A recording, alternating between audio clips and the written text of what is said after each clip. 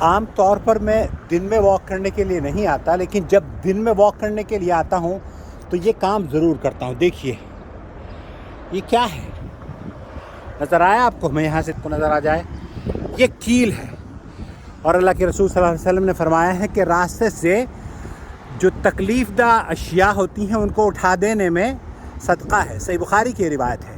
تو آپ بھی جب واک کریں زمین پر دیکھ کر چلیں اور ایذا دینے والی چیزوں کو زمین سے اٹھا لیں۔ یہ واکنگ ایریا ہے، اور جب میں چلتا ہوں نا یہاں پر تو میری نظریں نیچے ہوتی ہیں اور میں اس طرح کی چیزیں یہ آج میں نے جمع کی ہے، مجھے نہیں نظر آ رہی دھوپ میں، لیکن آج میں نے یہ 4-5 کیلیں اٹھائی ہیں۔